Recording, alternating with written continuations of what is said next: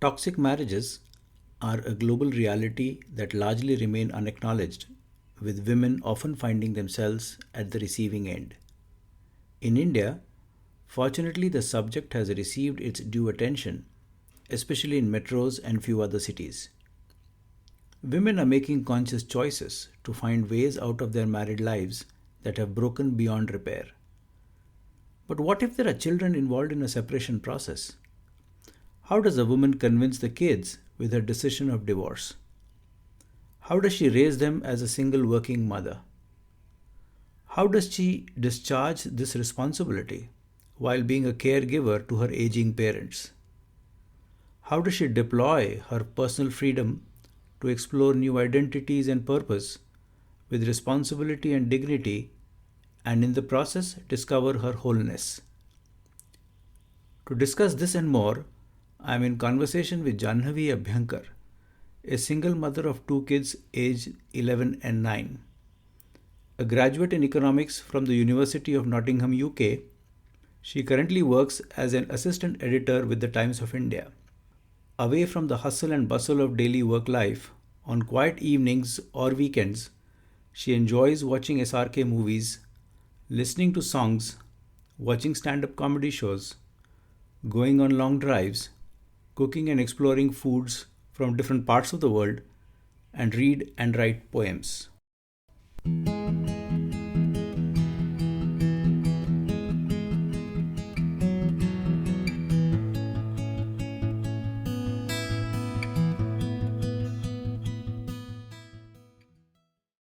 Welcome, Janhavi, to this conversation. Thank you so much. It's an honor to be here.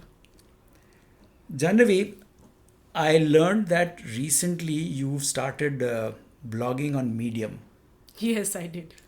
and Asha happened to share a very interesting article that you wrote or you posted about. And it has a very beautiful title too. It goes by the name One Kahwa, Three Styles, Yeah. because we are different. Yeah. So, why don't we begin our conversation by me reading out a few lines Okay. from that blog, Okay. and then we'll take it from there. Sure. So, this is what Janhavi you say in this blog post of yours called One Kahwa, Three Styles, because we are different. Since we have returned almost every day or every slightest change in weather patterns, we enter the kitchen and make it and relish the aromatic drink. Even though we are mother and kids and are related, our taste buds are so varied. So while making kahwa, we boil the same water and use the same powder, but all the three cups taste and look very different in the end. Each cup I feel shows our choices and personalities. The first cup being the simplest and the last indicating that life can be so much more flavorful if a dash of this and that are added. Unquote. Can you unpack these words for us, specifically the trio of the mother and her two kids? Um, so it's very recently I became a single mother. Till then, I used to be in a family of six, and it was kind of a very weird, if I may call it, a weird transition for me and the kids both. So I was not very sure whether I would be able to do it because it was a big challenge, is what I thought. But eventually, after thinking about what I would have had and what I could have now in the future, I thought that just being the three of us is a better choice than living in a joint family. So having taken that up, now the big challenge was to get the kids on board, which I think I thought of it as a challenge, but fortunately my kids are pretty mature, even though they are just 9 and 11, and they were very, very firm about their decision of staying with me.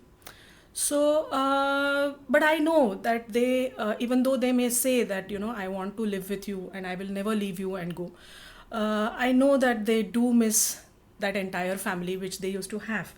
Now, I can't help it, but all I can do is I can create a world for them and me wherein we are so connected and so complete with each other that we don't probably need a fourth person in our life. So through my daily conversations with them or through interactions with them, I am just trying my best to do that, and I think it is working. I would like to say, I would like to think that, but as in I see them happy, I see them settled now. They were a little disturbed, and we went through therapy as a family as well. So it was a very, very tough period, but I must say that they've taken it in their stride, and I should kind of pat myself on the back for it, if at all. So, I don't Undoubtedly. know. But, why don't you walk us through the story of the three kawas? Oh, the story of the three kawas. So basically, the thing is that, see, I have gone through life much more than they have. So I had my son who is 11 years old when I was 30. So I'd already seen the way older people say that we've seen so many more monsoons. Correct. So Correct. I had already seen 30 monsoons before I had him. So I kind of thought that I had all the experience in the world to produce a child and probably give him a life that was needed. But then as he grew, and then when I had my second child, I realized that their needs and their wants and their way of looking at life is so different than mine that it was kind of overwhelming for me at times to match up to their standards as a mother, because I come from a very small town and I grew up in a very, very conservative setup, and while I got used to it in the growing years, I somehow wanted to not let that be a part of me when I grew up. So I wanted to shed all that cocoon in which I had stayed all my life, and probably therefore the way I started interacting with them was very different, and I never stopped them from exploring stuff on their own, even when they were very small. Like even when he was 6 months or 8 months old, I would just keep food in front of him and I would let him choose. So that is how their palettes and their personalities, I think, have developed. Again, they came with a fate, and that is why I could probably do what I did. But I somehow feel coming back to the kawas, I have gone through a lot in life, like in terms of relationships, in terms of family, in terms of breaking and rebuilding my own self, etc. And they are at a very, very starting stage of their life. The only thing that, and it is the most devastating thing that they have gone through. But I think that is like just one pit stop that could have probably hold them back sometime later in life, but they have their whole life in front of them, and I see the way they have coped up with this entire process. It is still taking me time to cope with it, and they are so ahead of their time, and they are the backbone on which I'm standing today, if at all. So, their experiences, the conversations that they have with their friends, the kind of people that they are interacting with right now in our society in Pune, I think that is helping them grow in a way that I would, as I am loving it as a mother, to see them grow. And that is probably what I wanted to say when I said that we are the same, but yet we are so different in the way we look at things, and it is going to happen. It is definitely going to happen. Every generation, I think, goes through the same thing. But I can see it in front of my eyes, and I can see it in between the two of my children. Like they're just 2 years apart from one another, but the way they look at things, like Sagarika and Aniruddha, the way they look at things is also so different, because her set of friends is so different, and his set of friends and their conversations are so different.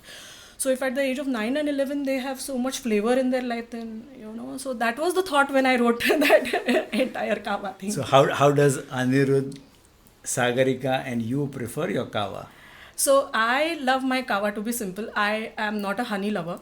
So I just like to boil my kawa powder, add few, if at all I have some dry rose petals or whatever, and some almonds. He likes it more with ginger and mint on top, in addition to whatever I said in my kawa. and she is still very uncertain as to what she wants, whether she wants to go over to Anna's side or whether she wants to stay on Amma's side, or whether she wants to do something different which will show her personality. So she ends up doing something in between, and so it's but this is not just about the kawa, it is about everything that we do in life, like Sure. so that is how it is.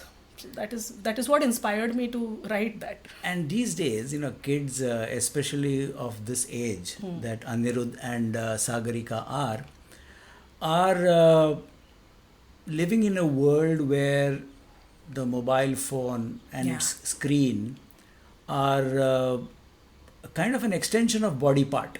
Totally. And we might be overwhelmed at times with this idea, because we've kind of were born, or we grew up in an age where life was, screens were absent. True. Apart from the television screen Yes. we had at home. Yes. Cable TV was just coming in, and OTT was not even in the dreams, which is all that is an everyday reality. So the kids of today, let's take Anirudh and Sagarika, age 11 and 9 respectively. They are growing up in a world which is so infested, if I can use that phrase, Yes. with technology. Yes. For good or bad, whatever. I mean, it is liberating in many ways. True. But it is constraining as well. I mean, there are, for example, people say that kids who are with their screens most of the time, prefer being, alone and Yeah. secluded and all that and Yeah. so forth. And Yeah. by the way, the world of artificial intelligence Yes. and augmented reality and virtual reality Yes. has not yet begun. Yes, it has not even begun. So, as a mother, I'm wondering, what thoughts you have about the way Sagarika and Anirudh would grow up with a socio-technological environment that is going to emerge.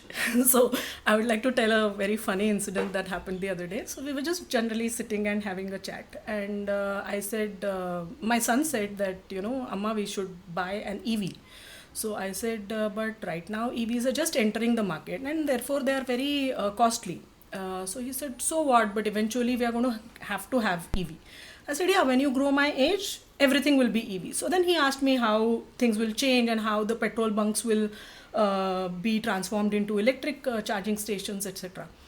And my daughter is like, Amma, there will be flying cars too. So what we will do is, I will call you and then you have to stand by the window, because otherwise how can I pick you to go shopping? So that is their flight of ideas. But yeah, on a serious note, I have tried my level best to keep them away from the screen for as long as till about 2 years ago, when we shifted to Pune, or were planning to shift to Pune. But now I think it is a need of the hour, because especially a basic mobile phone with a screen and WhatsApp, because we ourselves are always like, if you see me, I'm 24/7 online on WhatsApp. Correct. So if there is something I really don't have time to talk, unfortunately we do not have time to connect with one another over a call. It is mostly, I was talking to someone does not necessarily mean the way you and I are talking right now. It is a WhatsApp chat. So that is how these children communicate, and that is how I have also started, unfortunately, communicating. So if I am so exposed and so tuned into threads and Instagram and Facebook and other social media, Twitter, like one of my friend recently, when I was chatting to him, he said ki, "Arey, Twitter, if Twitter is not there, then I think I will die. What will I do without the memes on Twitter?" So this has become a part and parcel of their life, and I somehow feel as long as we educate them to use this technology to their advantage, in the sense that they don't get too flowed down by it or too bogged down by it, or they don't use it at all. So there has to be a good balance. And I think this generation is very smart. I mean, they know, I can see their interactions so their friends have a WhatsApp group.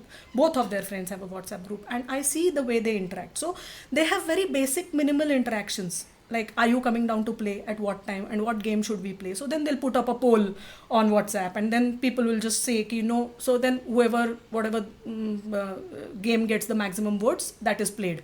So if this is the interaction, I think because it is, for us, it seemed like something that we are doing new.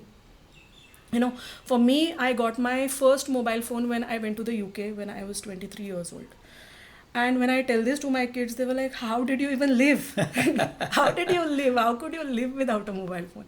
So for them, they have seen a mobile phone since they were born.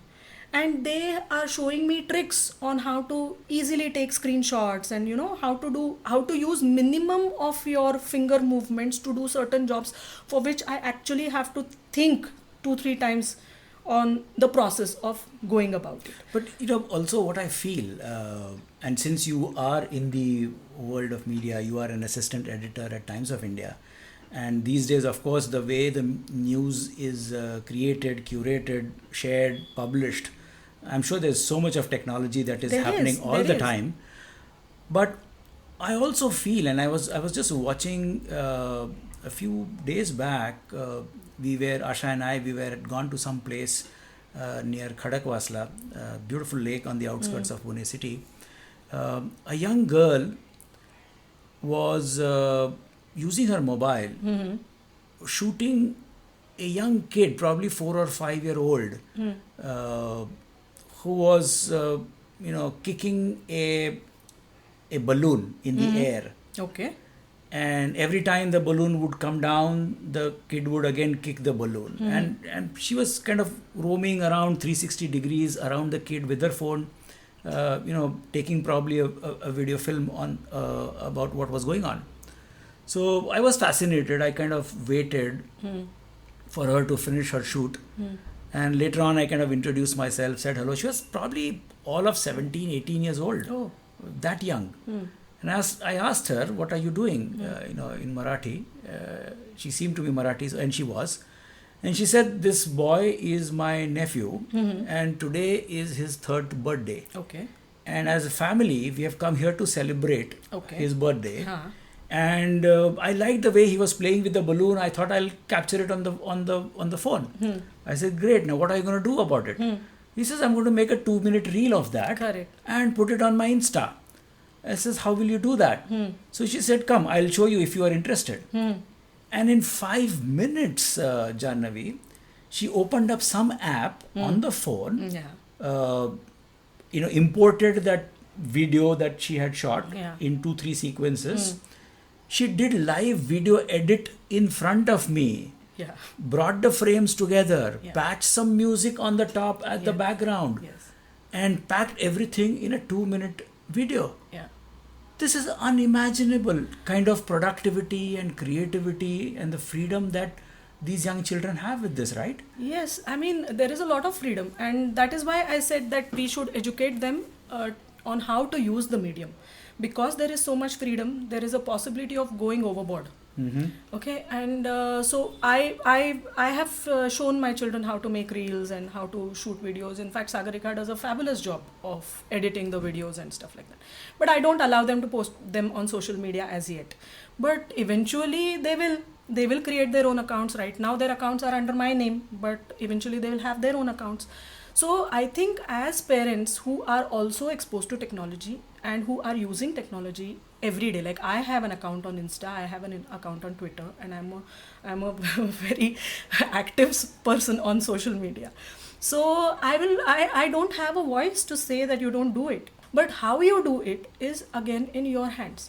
So as a mother, I think I should kind of educate them and help them whenever I think they are going the wrong way, because that is the only way, because there's no other option, because artificial intelligence and everything is taking over so much of our lives. Like my children use ChatGPT in their school. Like they have homework on ChatGPT, so they have to generate questions on ChatGPT and then write them in their notebooks. The teachers do not. This is what, 5th grade, 6th grade school? 6th grade. 6th grade and 4th grade. My goodness. So we get a homework notification on the WhatsApp group in school. Again, we do not have a diary in school in which the teacher writes tomorrow's homework is this and the child has to finish it by whatever. We are informed over WhatsApp or Signal as to what the homework is going to be. Again, the homework is also tech based, where we are told that please ask your children to generate 5 questions on fractions, on how fractions can be used in daily life. So now the idea of it is, when I asked the teacher said that, yeah, I don't want them to get hooked on to ChatGPT. So I said, then why are you sending me homework every day on ChatGPT? So she said, no, because that is the future. Like tomorrow, if they do not know ChatGPT, they will be behind in the job world, which is the fact. Which is a fact. And I keep seeing all these new Insta reels which say that, is technology going to replace you? Is AI going to replace you? And then there is a positive note which says that no, AI is not going to replace you directly, but if you are not an AI user, then it will replace you. So basically what the schools are also trying to do through these small exercises is to get the children used to using AI and other tools effectively, so that they will, again, because at the end of the day, upon why are we educating ourselves or getting degrees or whatever? It is to earn money. It is to get a job or do something that is worthwhile for yourself, so that you can stand on your own feet. And if that is the need of the hour, that is the need of the hour. So, what the role of the grinder mixer or the toaster Yes. or even the waffle maker or the microwave in our kitchen, Yes.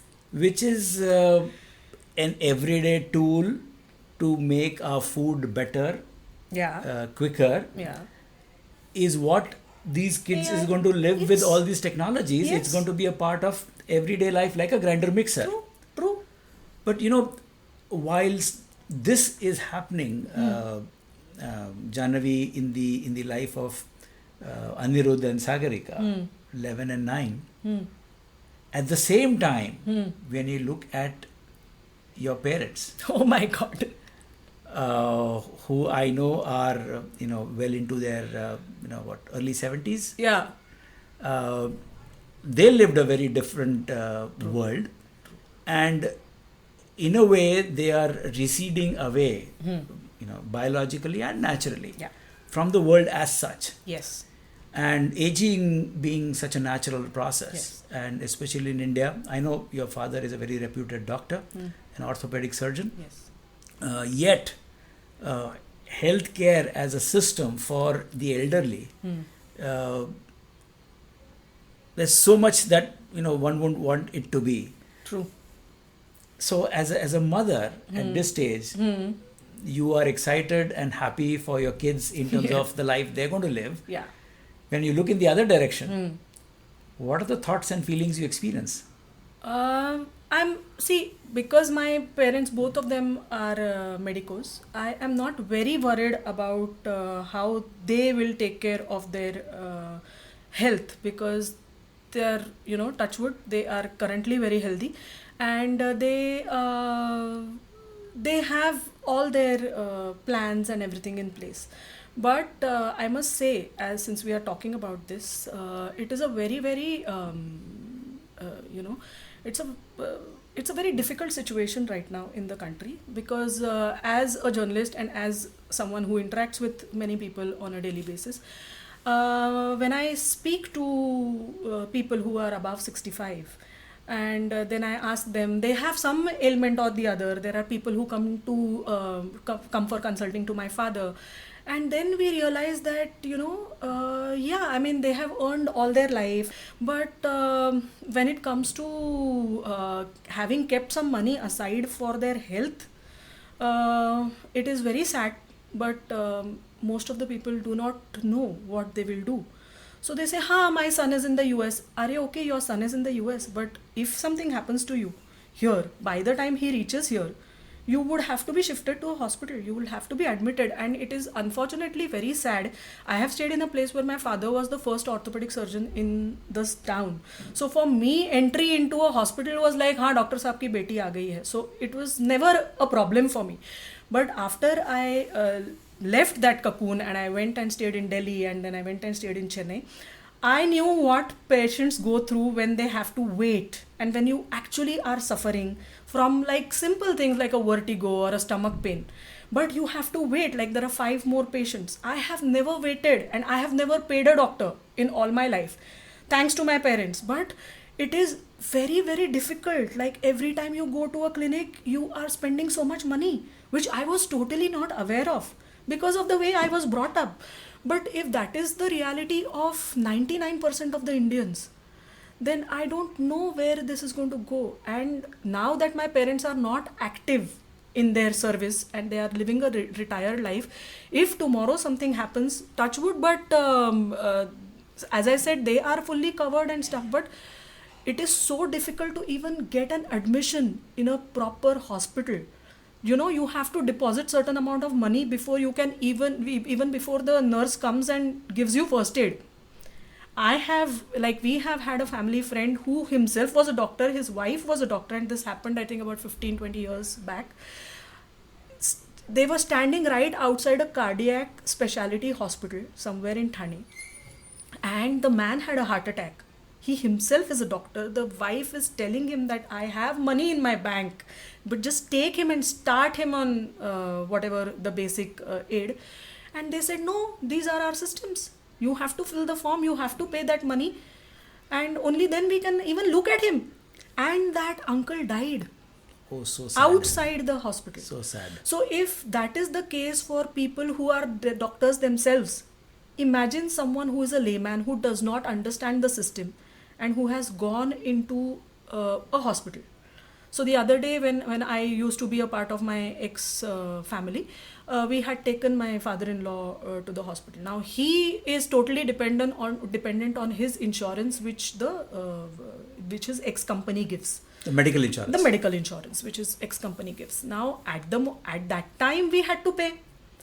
After that there is a long process through which you have to fill forms, and then you have to send it back to them, and then they will credit that money, etc.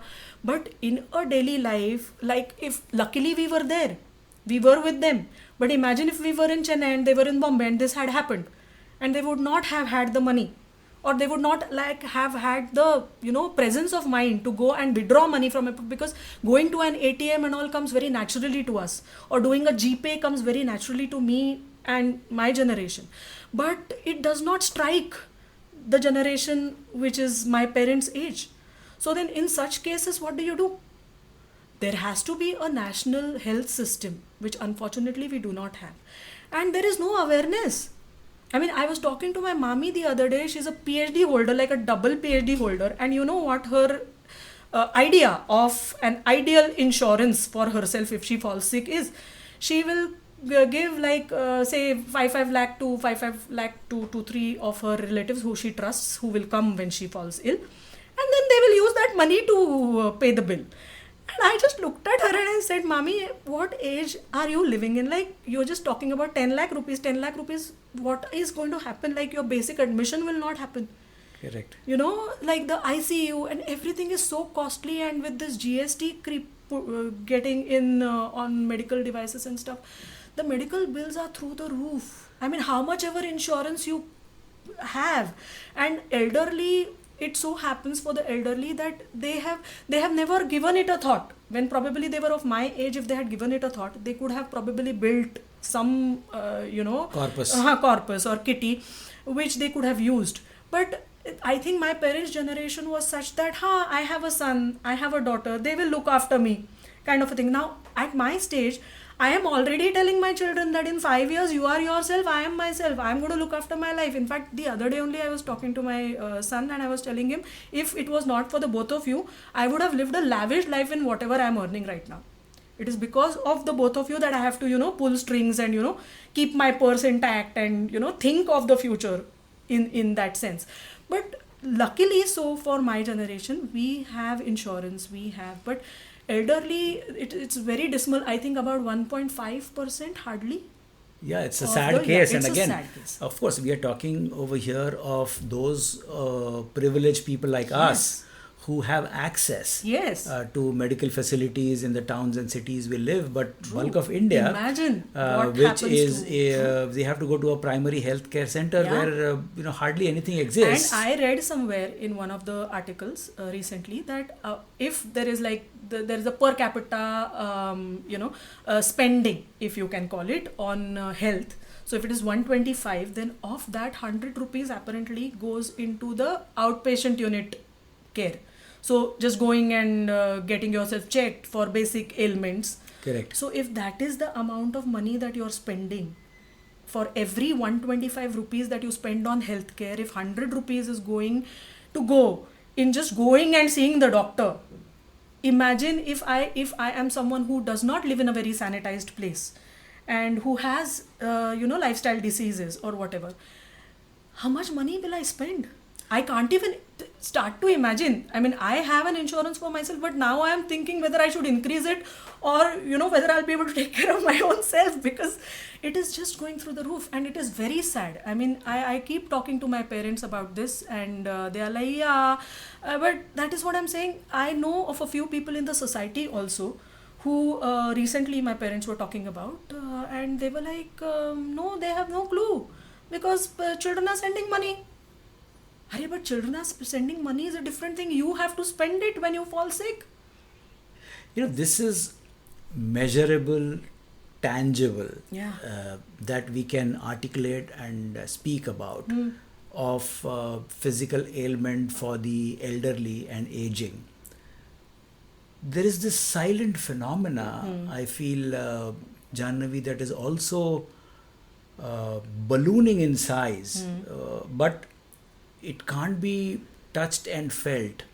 And what I'm talking about over here is the emotional illness. Yeah. Now, for a country like India, which is so heavily invested in the idea of family or parivar and parampara and all that stuff, Yeah. our weddings continue to be those monsoon wedding kind of, great Indian wedding Lavish, kind of big lavish ones, stuff. yes. But when the time comes and when you actually look at it, everybody is experiencing what I call social alienation, Yes. in the sense that despite the technologies which allows us to connect to anybody and anywhere in the world at any point in time, many of us, Yeah. young and old, Yeah. are experiencing this phenomena called loneliness. Yes, it is a big fear that I have. Like, it is my personal fear. Because as I said, like till very recently I was living in a house which was full of 6 people, Correct. and now I am just a single mother of 2 kids, and I know that after 5 years they're going to go, because my son is 11, so another 5 years, so he'll be 16 and he'll go off to college. Now I don't know where he is going to go off to. In another 2 years my daughter will go off, and I can't stop them, because as we just spoke before, technology and their way of looking at things and their life is going to be so different than mine. Why should I hold them back? And I will not hold them back. But the thought that one day in that 2-bedroom house that I have, I'll be all alone, kills me. I mean, it is a everyday thing that I say to myself, no, I have to do something for myself. I have to read, I have to blog. That is precisely the reason why I even started blogging. I was like, no, I have to be able to connect. But unfortunately, again, I am connecting to people, but through technology. I'm blogging on a certain platform which people read. But nevertheless, at least I get appreciation and I get comments and I interact with the people who read my blog, virtually though. But yes, I mean, imagine if at the age of 41, I am feeling so lonely despite having 2 children who are constantly on behind my back, asking for things and stuff. Imagine what would be happening to my parents. Like, they stay just a floor above mine, and it is very sad, but I do not go and meet them daily. Now if it was my mother and her mother, probably like my Ajji, my mother would have made it a point to probably just go and say a hi to her every day. But I don't know, this technology is making us so comfortable in our own cocoons. We have our OTT, we have our own playlist, we have our own blogs, and we have our own set of so-called virtual friends who we interact with on a daily basis. And it gives us a sense of satisfaction, a sense of being, having done something today. Oh, today I talked to that friend of mine. I tell my I tell my children very proudly. Oh, how long was the conversation? No, we were chatting over WhatsApp, so it went on for 2 hours. So, that is the kind of interaction that I have. I have, since I shifted to Pune last year, my plan with my friends from school was to meet up at least once a month. And it's been 11 months and I have still not met them. But we are in touch. We are definitely in touch through WhatsApp, through other social media.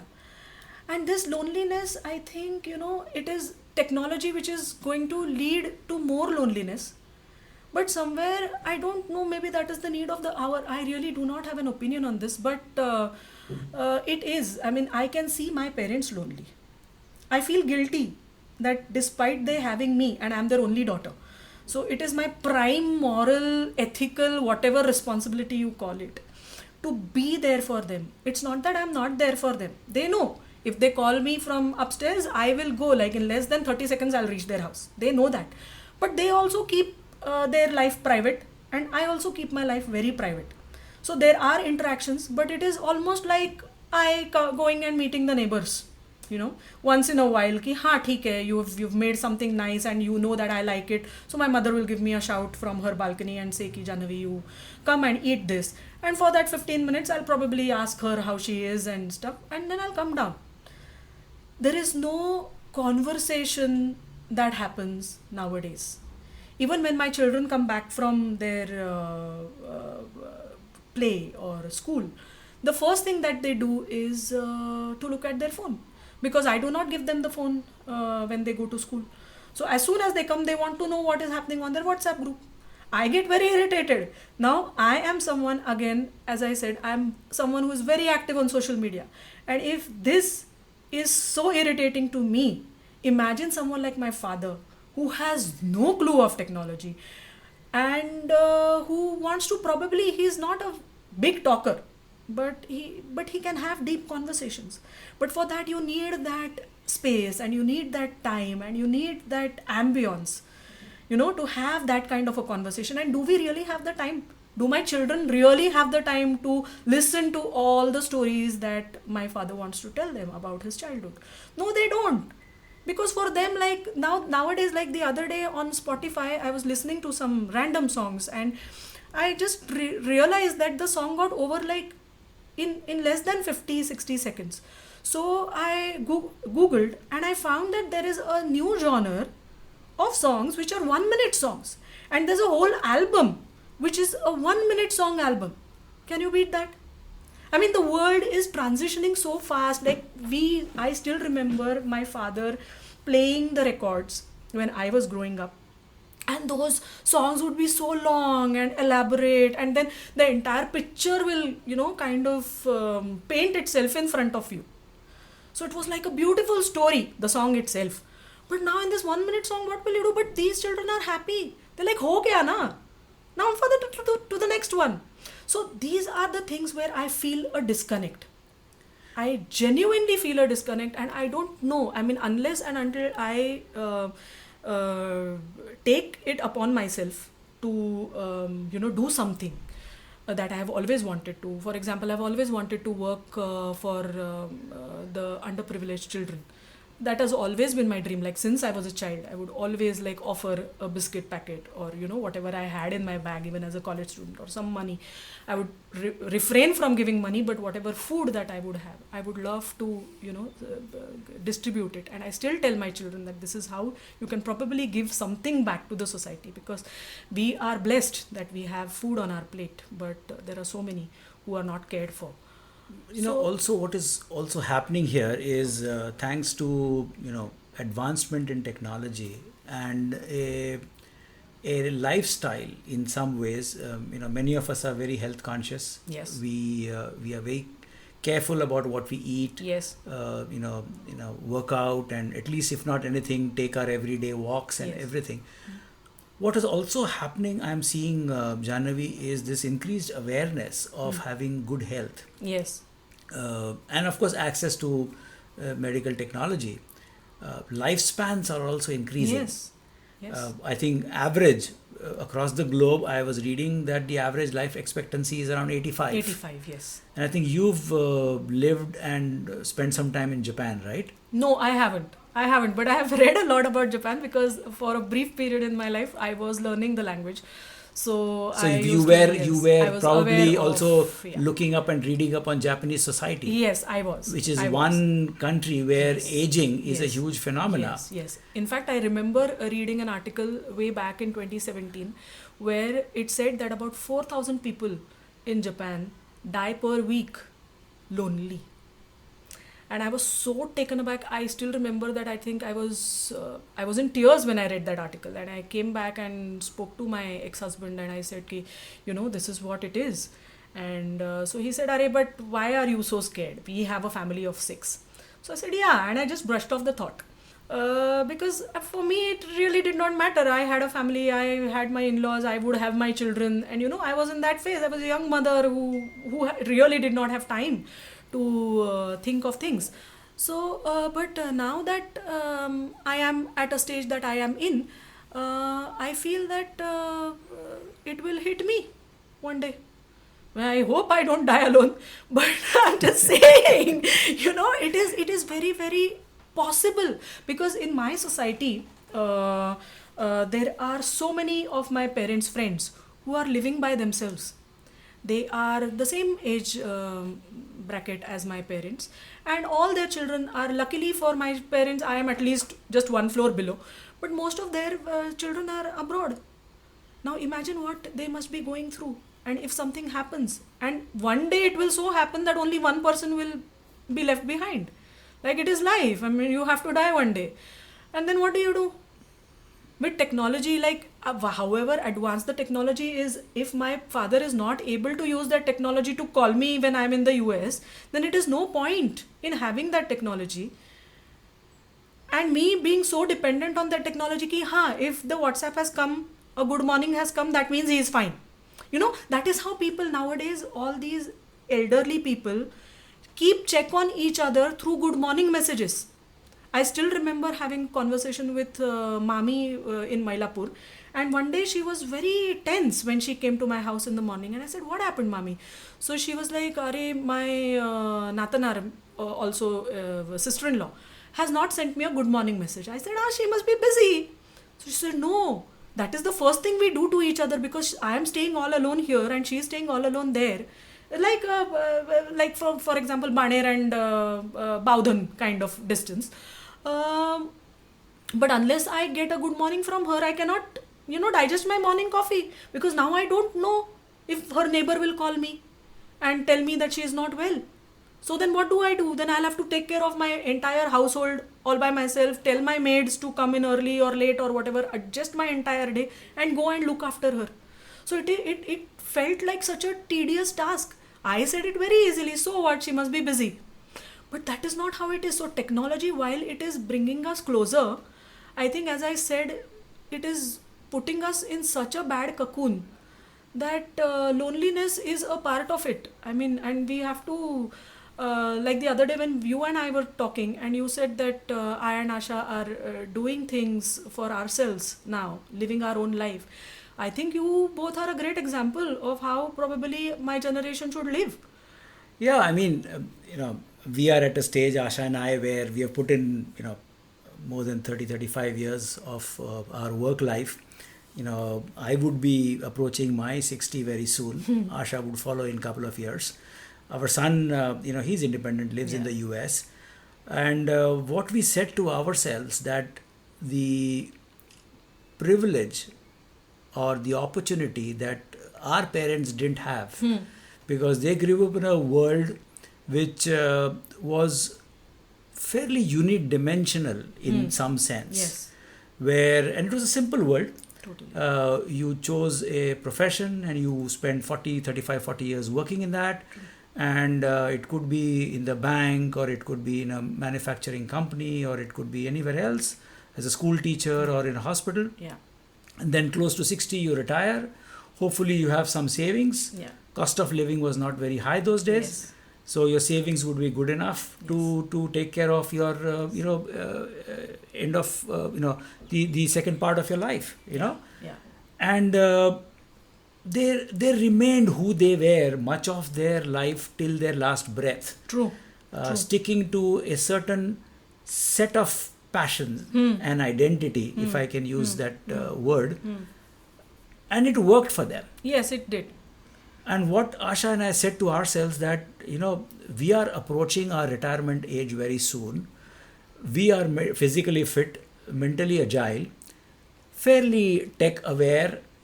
We love talking to people. We love engaging and, listening to each other and sharing. And, podcasting is something which I got hooked on to about 3 years back. Okay. Listening to some podcasts, and thankfully there are some amazing podcasts on there. zillions of subjects. Yes. And because it's an audio only medium, it could be a late post dinner kind of quiet 45 minutes you can listen in. So we said, why don't we pick that up? And we learned the ropes. True. And we put up this Wings podcast, and it has given us new identity and a new purpose in life to be able to be a part of lives of some young Indians to the extent that we could, and listen to their stories. And it's kind of giving us a new purpose and new direction in life, something which we are open to exploring and experimenting with. I don't think we have a choice as a generation to not be open to them, because as you said that our parents lived in a very unidimensional world. So they were what they were. Like my father was an orthopedic surgeon, he will die an orthopedic surgeon. There is no different facet to his personality. Everyone calls him doctor, they will call him doctor even after he passes. But right now the need of the hour is very different. Like I may be an assistant editor for some hours of my day, but I have to be a mother, a teacher, because I was homeschooling my children. I have to be a mother, a teacher, probably, whatever, a friend, everything. And because we are all woven through technology, unfortunately, I cannot just be that one personality that I want to hold on to. I have to adapt. Otherwise, I will fall behind. And that is another fear, because of which social media and that reel that girl was, recording at Khadakwasla. Because if she posts that, she will get like 100 likes, and then she will be like a queen in her group. Now, if these children, when they talk to each other, they're like, "Arey, the video that you posted, how many likes did you get?" So that is their measurement of how much you are liked. No, I mean, of course, that is one. I mean, these likes and all could be a pleasure in the moment to feel good about, which of course is very important. Who doesn't like being affirmed? Whether the affirmation comes externally or internally, being affirmed is a fundamental need. That I matter. I matter. I am important. But I think where I'm kind of getting at is, fortunately for people like you who are at a very wonderful stage in life, seeing her own 2 kids growing up, and hopefully they will find a direction and purpose in life. And as a mother who is not wanting to hold them back and shower them a love which is the smothering type. No, not at all. The mother who smothers, as they say. No. But letting them free. Yes. And also being so open to new ideas and experimenting That's what with I'm them. saying. Like, I do not have a choice. I could not have, and I cannot. Probably because the way I have been brought up and the things that I've gotten exposed to, I don't think I can live a unidimensional life. Like, I'll get bored. In a couple of weeks, Asha and I will be off for a vacation somewhere. Okay. And I was just chatting about this with my son. I mean, he knows our travel plans and everything. And we love to travel. The two of us, one of the things that we've always loved is pick one place Huh. on the planet, figure out how much time we want to spend there, do the bit of budgeting and say, okay, this is the money that we need. And we always have planned our travel. And fortunately, that's another huge advantage of nice. internet and technology. Yes, it At helps you my plan desk, your own. at my desk, without going anywhere, I can watch YouTube videos.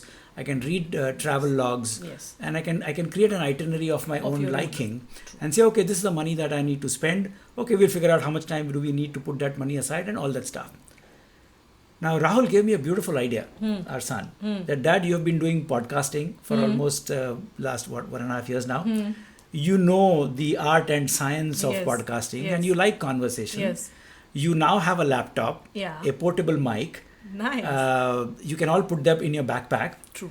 And maybe whichever country you're traveling this time, you can randomly strike conversation with people in a bar or a cafe That's or such a, a or, wonderful a, or a idea. train station. Yeah.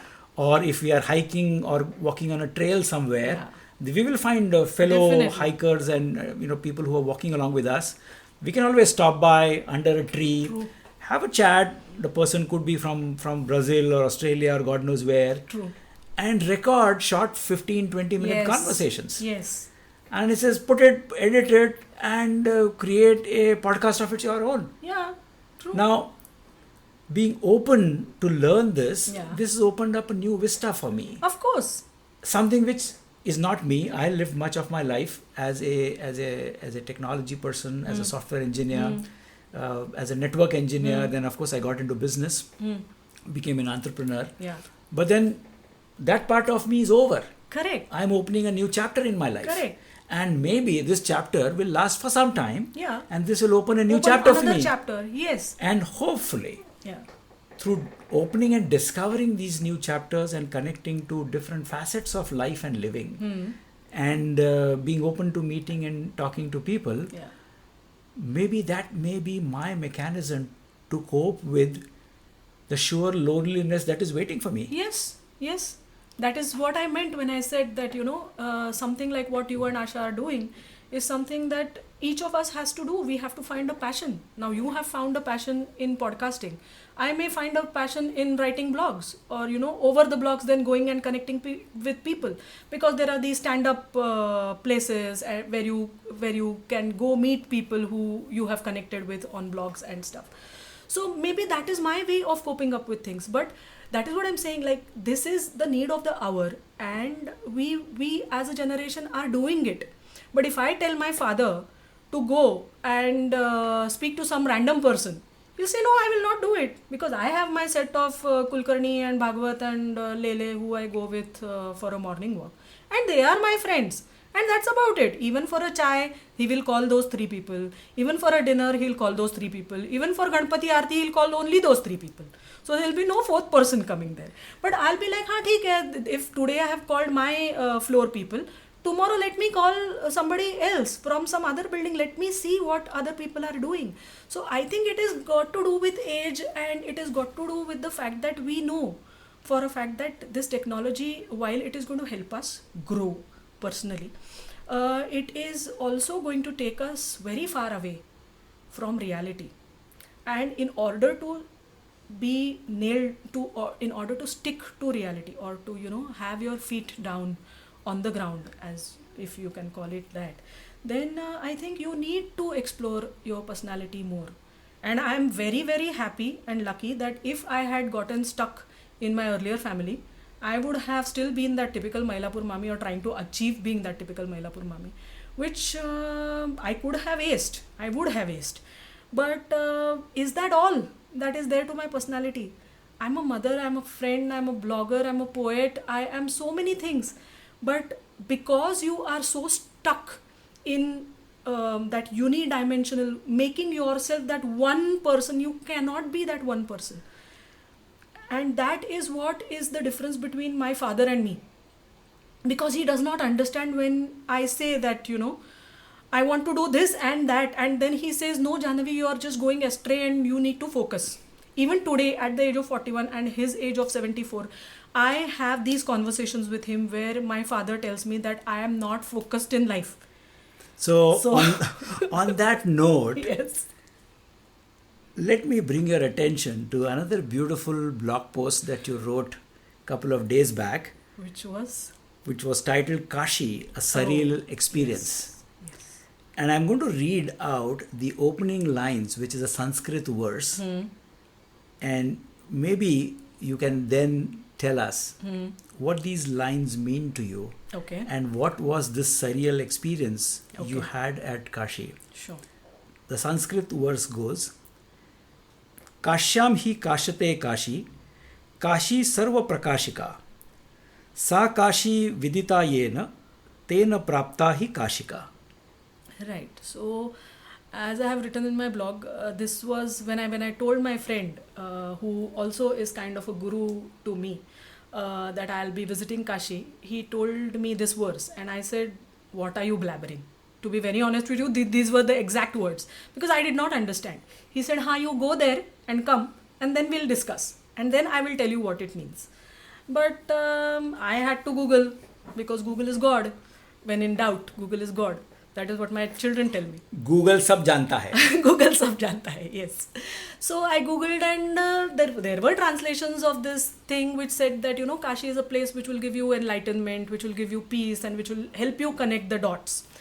And I went to this place, beautiful. The Varanasi railway station itself is very pretty. I don't know, I told this to another friend of mine the other day, and he was like, so what? It's like a station. UP का station कैसा रहेगा so वैसा है kind of a thing but no I found it very different I don't know maybe I had told myself that this is how I am suppose to look at Kashi because my mother and her mother and everyone who I have spoken to about Kashi long years ago told me that it's a very dirty place and that there is gobar on the road and there is it's very unclean. So I had those thoughts in my mind as well. But then I am kind of somewhere I know what it means to go to a spiritual place. I love to think of spiritual things and try to understand meaning of things beyond what is thrown at you. So I was like, no, I'll go there with an open mind and let me see whatever happens. And as I got down at the station, I met this cycle rickshaw fellow. I decided to go in a cycle rickshaw. I am very fascinated by cycle rickshaw. It's very inhuman, I know, but I somehow have a big fascination for cycle. You were living in Delhi? I was living in Delhi. No, yeah, I was living in Delhi, and in old Delhi, I used to love to go by cycle rickshaws. And then I would give that guy a extra $10 because I would feel bad that he was, carrying my whole load all this while. But that entire rickshaw and the beauty of it, I don't know. I'm still fascinated by it. So I got there, and then it was dirty. The first impression of Kashi as I started nearing the Godoliya Chowk was extremely dirty. Like there were spittles and I mean, it was really bad, and there were overflowing futa hua kullards everywhere. And like futa hua kullards, spittles, and overflowing drains. And I was like, oh my God, this is the lane that leads you to Kashi Vishwanath Temple. I mean, really? And I think that guy sensed that I was, kind of whining about it to the person who I was sitting with. And then he said ki, madam, itna hua. So I gave him that $100 or $150. And then I said, thank you, bhaiya. And he said, madam, idhar you can, have bhang here, and you can have your chaat here. And, this thela wala serves the best kachori in the morning. And I said, okay. And then he said ki, madam, aapko ganda laga na Kashi? So I said, हाँ भैया यानी क्या है आपने भी कितना थूका so he said, but क्या ही करे, like I had pan in my mouth and I can't swallow it, so I had to spit it. I said, but that's disgusting. I said, what the government needs to do is to clean it. And then he was like, madam, सच्ची बोलूं, how can you clean a place where you cremate bodies? And I just left. I went to my room and I was like, oh my God, this guy who's but a mere rickshaw puller has given me the greatest philosophy of my life. How can you expect to ever have a clean crematorium ground? And Kashi is the biggest crematorium ground on this planet. Like people from where all, like these are the stories that I have heard from my dadi and nani, who used to tell me stories about how people used to travel, like though that would be the last journey, like Kashi is supposed to be the last journey of your life, and you are supposed to walk actually to Kashi. And these were the things that, and that entire place, the entire way, the way I started looking at that place in the next 3-4 days just phenomenally changed after this statement. I did not see dirt anywhere. As in, it did not strike me so much as it did. I thought that, yeah, there is something beyond, like each speck of dust in this place speaks so much to me. It is the tradition, it is the oldest city on this planet, and how can, as in the oldest city, the world's crematorium ground, how can I expect it to be clean? It is in fact teaching me to cleanse myself from within, to not have to look at that dirt as dirt. In fact, so that is what Kashi did to me. It taught me to look within, to clean myself from within. Only then even a spittle will not look like a spittle, it will look like a piece of art. In fact, on the Banaras Ghats, Yeah. where they cremate bodies, Manikarnika. and the others, Yes. strangers are also invited to come and take that ash Yes. and put it on their foreheads. Yes. So because that is what it is, na? Like at the end of the day, how much ever we may live multi-dimensional or unidimensional lives, and how much ever we may have AI and VR and chat GPT and so many things, and we may have BMW cars and big bungalows, at the end of the day, when you die, it is a speck of dust that you're reduced to. And that is what you should always keep in mind. I always tell my children also, I know I'm a very, very haughty, very egoistic person when you meet me, but I realize that that is what I'm going to be reduced to. And then what is all this fight about? So that is what Kashi taught me. That is what it taught me, that yeah, in your daily life you have to give a fight. Otherwise you cannot survive, because that is your bread and butter. You cannot just say ki if I have the time and will, and if my mind thinks, I will write the article and it will get published. No, if I have to get the newspaper out at 12, I have to backtrack and start my work at 5 and then get the newspaper out at 12. I cannot just sit in asel maza hari tar deil khatlevari. It will happen. Because it is happening for the last 183 years in the life of Times of India, it will keep happening. That is not how it is. There are people who work. That is why it happens. But at the end of the day, when I go back home, I'm like, yeah, I'm done for the day. So tomorrow is a new day. But what happens in between that today is the end and tomorrow is a new start, I can take a breath. Because I realize that, yes, I have done my bit. But does that mean that I be attached to what has gone in print? It is gone. Now my industry or the job that I am doing exactly personifies this. Like even if I have made the gravest mistake in editing on that day in certain article on the page that I have made, it is gone. It is gone to print. It is just done and gone. You cannot just do anything about it. And next day it is going to become dust. Yes. It is fresh. Like the same topic, for example, even if you take, for example, the floods in Delhi. Now, yesterday, the report that we published, today is going to be over. Like it's going to be new, because so many more numbers are going to be added, so many more areas are going to be added, so many more perspectives are going to be added. Maybe now Yamuna is receding. Yes, Yamuna is receding. That's what we said yesterday, that it has begun to recede.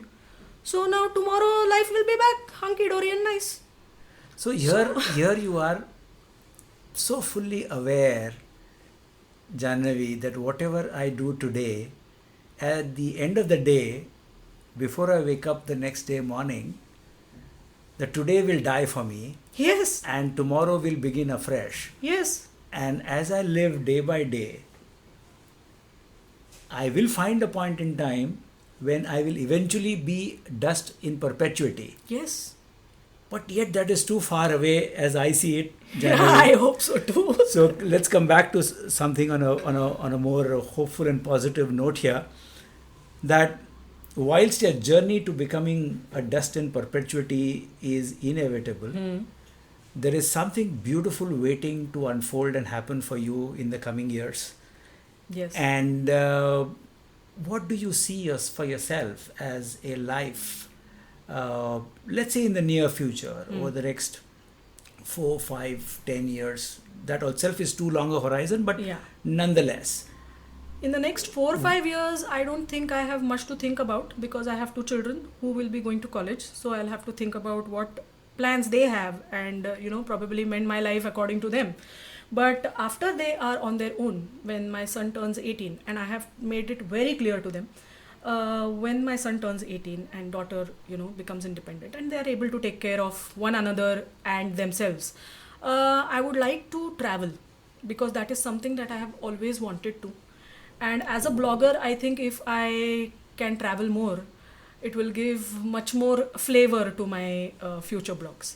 That is one. Second, I want to, I love to learn languages. And in my so many years of life, I have learned couple of them. But unfortunately, even though I was pretty good at Japanese, I had to leave it because I shifted to Delhi and I could not find a good teacher there or could not adjust in my new life. I want to get back to that language. I want to do that. And I just want to travel. I just want to explore that aspect of life, how it feels to travel. I have never been a solo traveler. And I'm very fascinated by that idea where these young children, like youngsters, like 15, 17, 20-year-olds, just pack their backpack and go off. They don't see, there is no, I have a person in my office who does that every 6 months. Like he just packs his bag, takes like a 10-day off and goes and explores. He loves the Himalayas, so he goes and explores the Himalayas, but he does it on his own. He does not need company. And I always ask him, how do you do it without company? So I want to experience that because I'm sure there is bliss in just being alone, probably sitting on a mountain, looking at a sunset. And if required, pull out your phone, Yes, and make a reel. make a reel, or do a video call with your near and dear ones. Yeah, with my near and dear ones. Yeah. So what a beautiful idea, and I'm sure knowing you, the determined person that you are, if you set your mind to something, you will achieve it for sure. I wouldn't be surprised if I see a reel of you sitting on somewhere, in the very north of Norway, for example. Oh my God, that's a dream come true. Watch the northern lights or the midnight sun. Yeah. And make a post out of it. Yeah. This has been such a wonderful, wonderful conversation, Thank you. Janhavi. Having walked in many directions, Yes. as a young woman that you are, working tirelessly as an assistant editor at Times of India, where I know your day starts at 4:35 in the evening, Yes. till the edition pages is out full, yeah. around midnight. Yes. And post midnight, and that happens day in, day out. Yes. Yet raising two beautiful kids, age 11 and 9, who have independent thought Yes. and who are so loving. They are. I've been fortunate to meet them. I've been fortunate to meet your parents as well, Yes. who are so understanding. Yes, they are extremely understanding, and they are, I don't say it enough, but I would like to say that they are my pillars of strength. If not for them, I wouldn't be where I am today. I mean, I should thank them through this podcast. At least I don't go and meet them, but at least through this podcast, when they hear this, I think my mother at least will feel very nice. And also taking a decision which is fortunately welcomed in the times that we live today, Yes. of choosing to be a single mother. Yes. And being happy about that. Yes, I And- came from a mindset where I did not think it would be welcome and it would be accepted. But as I see it, it is very well accepted, even among my friend circle.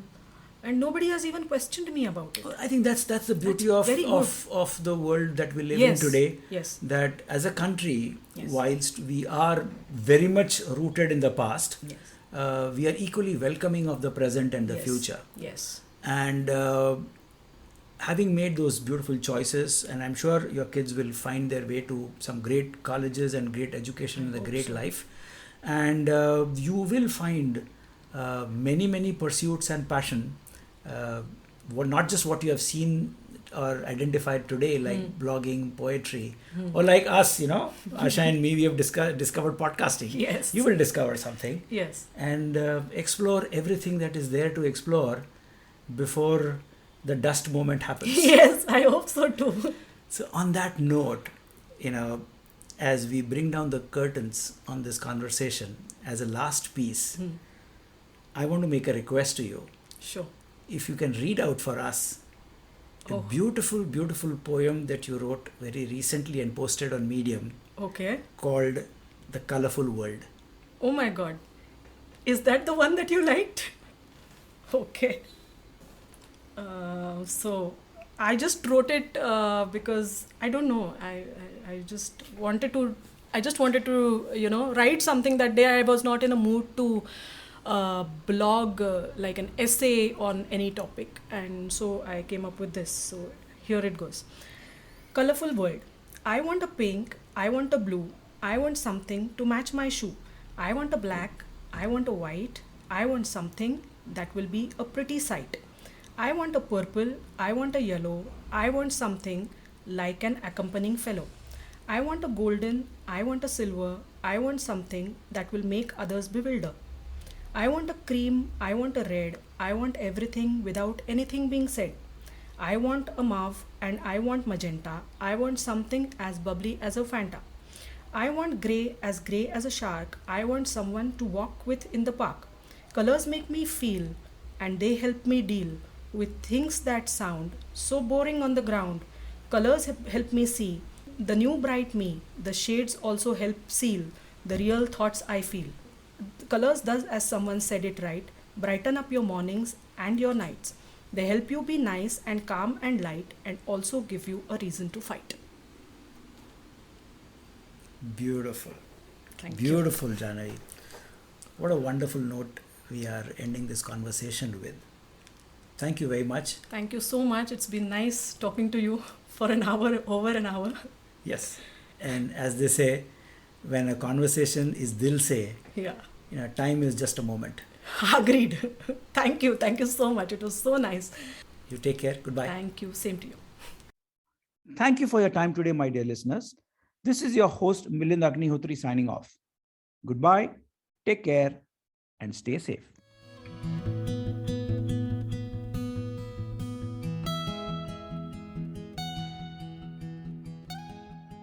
This podcast is for general information purposes only and should not be considered as a piece of any professional advice. Views and opinions expressed in this podcast are those of its guest. Creators of this podcast expressly disclaim any and all liability or responsibility for any direct or indirect, consequential or other damages arising out of any individual's use of this podcast. For feedback and suggestions, please write to wingsindia75@gmail.com. Thank you.